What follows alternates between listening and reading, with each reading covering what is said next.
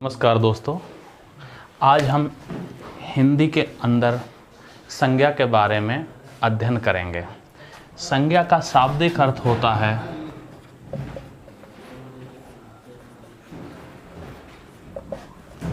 सम धन ज्ञा।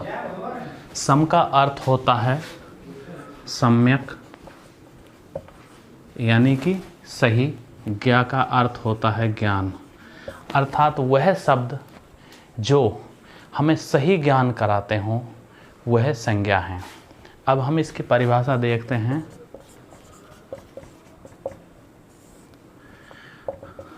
संज्ञा हम किसी व्यक्ति, स्थान, भाव, स्थिति, वर्ग आदि को हम संज्ञा कहते हैं।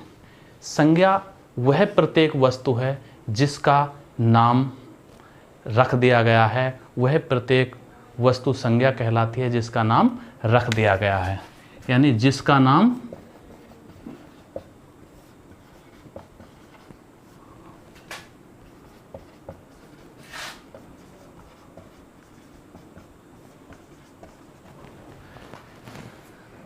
जिसका नाम रख दिया गया है वह संज्ञा है। संज्ञा के अब हम देखते हैं भेद।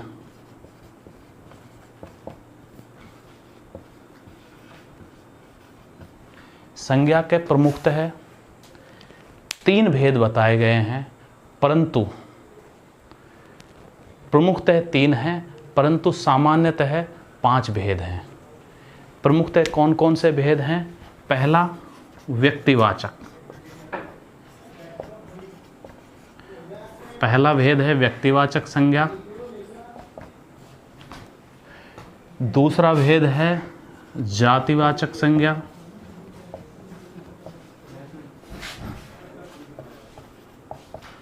और तीसरा भेद है भाववाचक संज्ञा।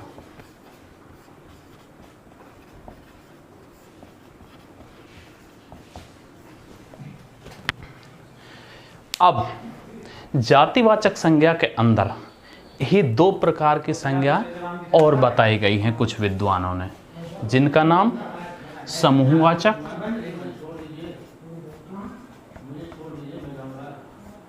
समूहवाचक संज्ञा और पदार्थ या द्रव्यवाचक संज्ञा। पदार्थ या द्रव्यवाचक संज्ञा। अब हम देखते हैं एक एक की हम परिभाषा वाइज एक एक का हम अध्ययन करते हैं। पहली जो संज्ञा है वो है व्यक्तिवाचक संज्ञा।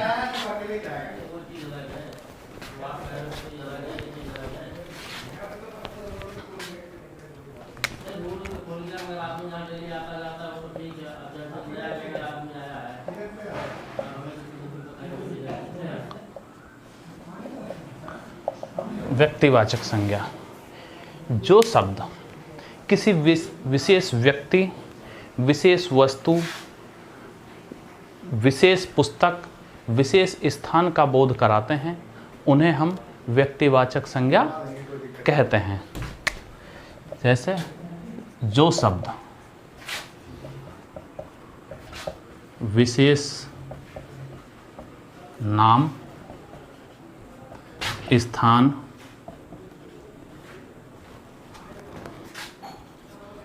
पुस्तक या विशेष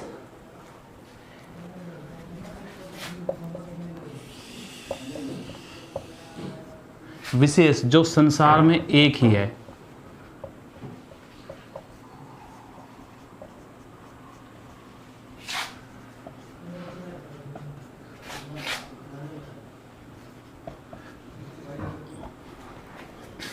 बोध कराए उसे, जो संसार में एक है उसका बोध कराए उसे व्यक्तिवाचक संज्ञा कहते हैं।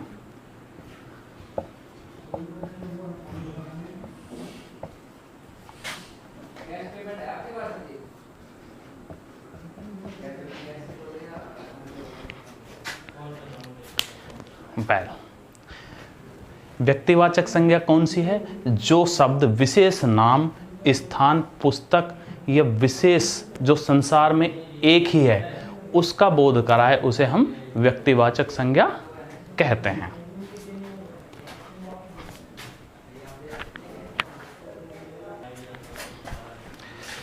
जो हमारी दूसरी प्रकार की संज्ञा है वह है जातिवाचक।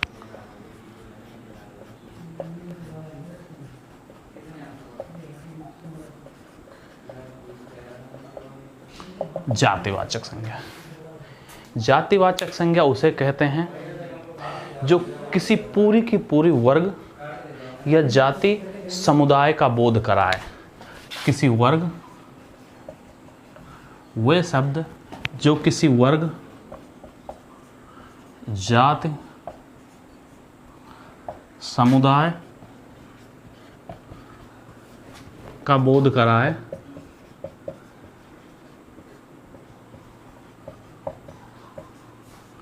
उसे जातिवाचक संज्ञा कहते हैं।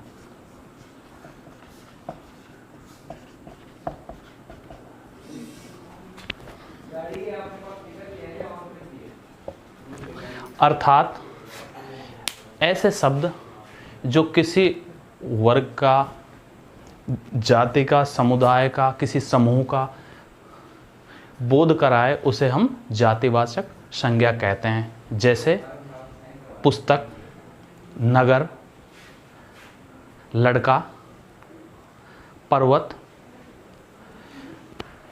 इनका पहचान गुणों के आधार पर होती है, न कि विशेष जगह के स्थान पर या उस स्थान पर।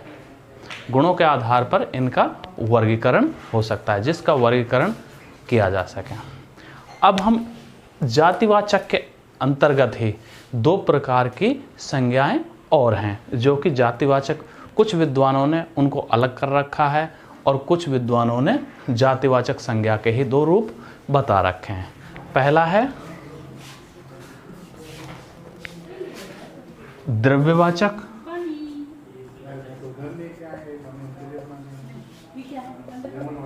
द्रव्यवाचक का अर्थ है किसी पदार्थ या द्रव। द्रव उन्हें कहते हैं जो बहने वाले होते हैं, जैसे पानी है, घी है, तेल है। इन्हें हम मिट्टी है, लोहा है, सोना है, ये क्या है? द्रव्यवाचक होते हैं। इन्हें हम जो बहने वाली चीज़ है जिनको हम विशेष तौर से नहीं देख सकते, उन्हें हम द्रव्यवाचक कहते हैं। तो किसी पदार्थ का बोध कराए, किसी पदार्थ या द्रव का बोध कराए,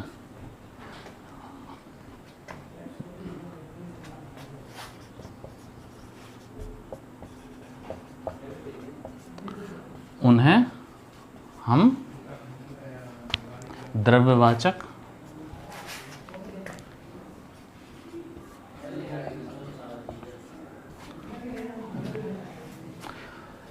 संज्ञा कहते हैं।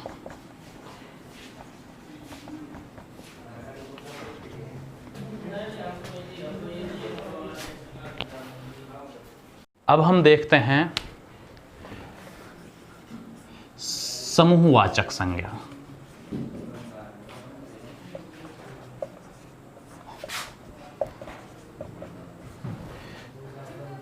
वे संज्ञाएं या वे शब्द जो किसी गणना या समूह से बनती हों या किसी विशेष समूह के लिए प्रयोग में लाए जाते हैं शब्द, उन्हें हम समूहवाचक संज्ञाएं कहते हैं। यानी कि वे संज्ञाएं अनेक गणनीय संख्याओं के समूह से बनती हों। वे शब्द या वे संज्ञा शब्द जो किसी गणनीय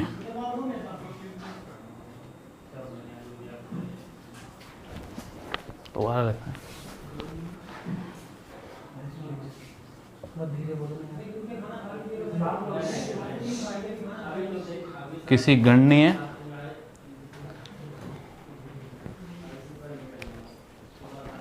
योग्य संख्याओं से बनती हों।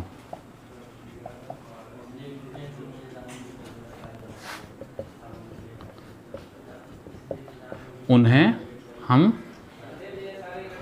समूहवाचक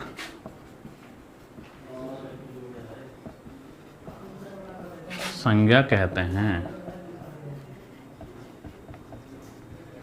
जैसे सेना, कक्षा, झुंड, गिरोह इत्यादि। इसके बाद हम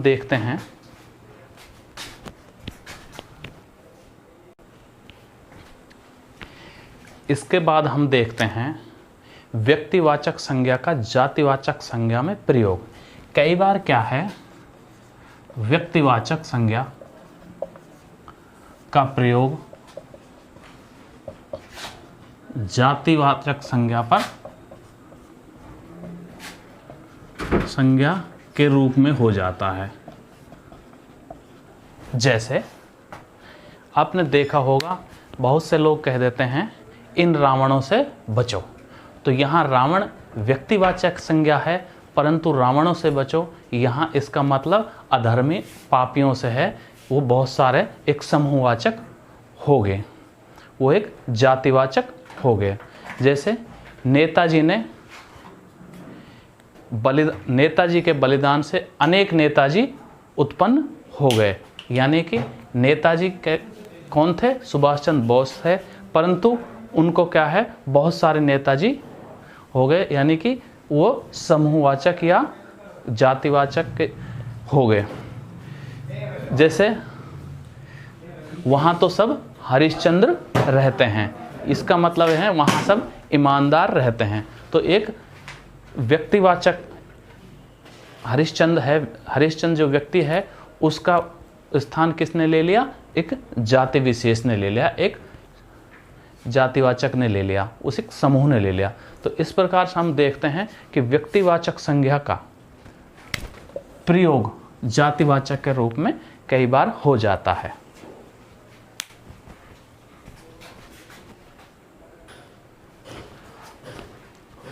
अब हम देखते हैं संज्ञा का तीसरा प्रकार, भाववाचक संज्ञा।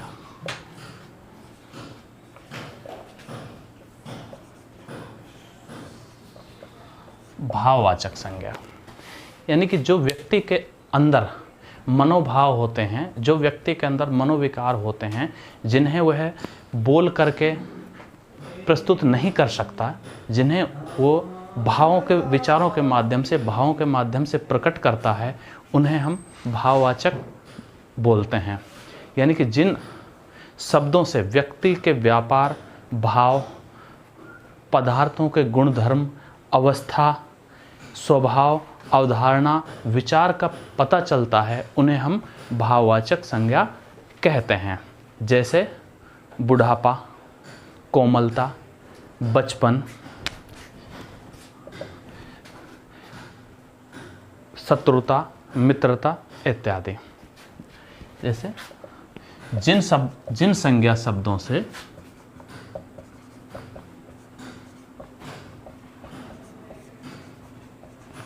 विचार, भाव, गुणधर्म का पता होता है या बोध होता है, का बोध होता है, उन्हें हम भाववाचक संज्ञा कहते हैं। जैसे मित्रता, बुढ़ापा,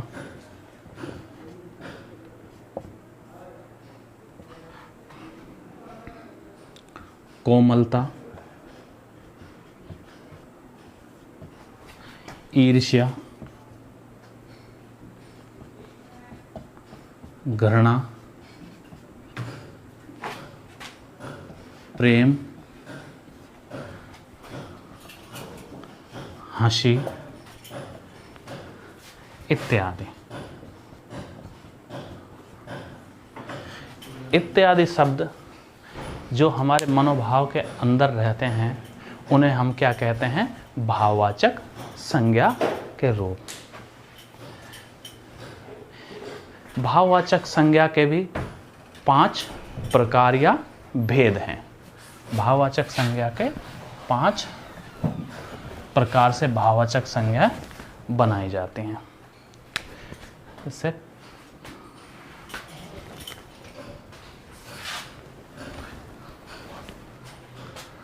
5 प्रकार से बनती है।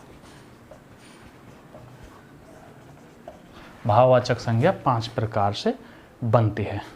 पहला जातिवाचक से, जैसे लड़का से लड़कपन, बच्चा से बचपन,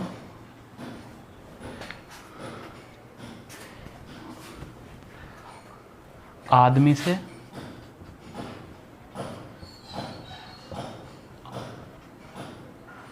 आदमियत,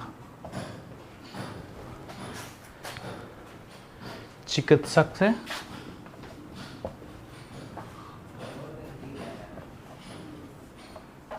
चिकित्सा,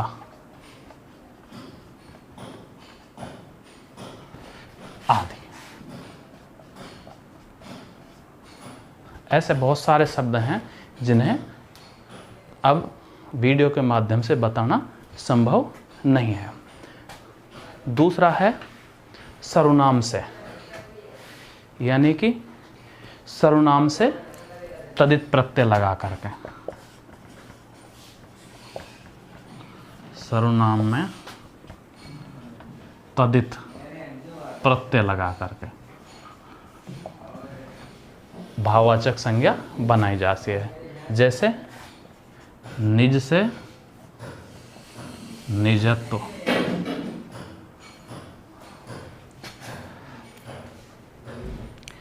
अपना से अपनत्व। जैसे हम कह देते हैं कि अपनत्व की भावना है, इसमें अपनत्व है, तो अपना क्या है? सर्वनाम है, और अपनत्व क्या होगा? भाववाचक संज्ञा। तीसरा जो प्रकार है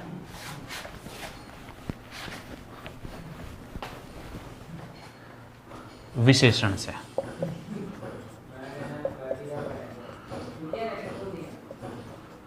विशेषण से यानी कि तदित, विशेषण में तदित प्रत्यय लगा देते हैं।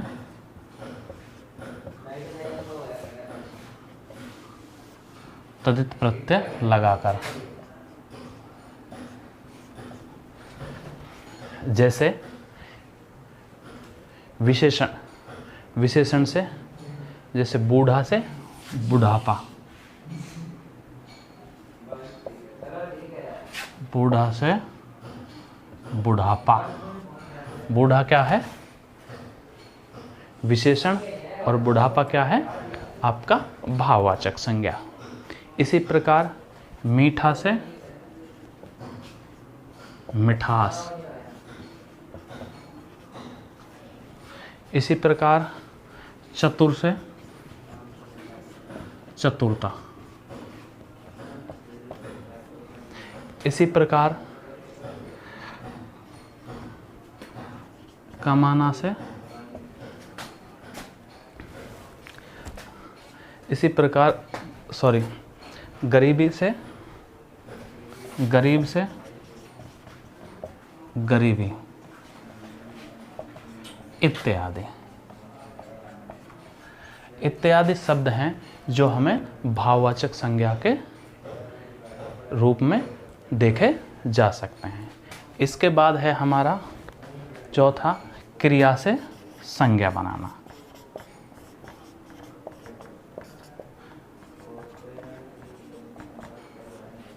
क्रिया से संज्ञा। जैसे चढ़ना, चढ़ना क्या है? क्रिया, और चढ़ाई क्या है? भाववाचक संज्ञा। इसी प्रकार हम देखते हैं सजना, सजाना, सजाना से सजावट।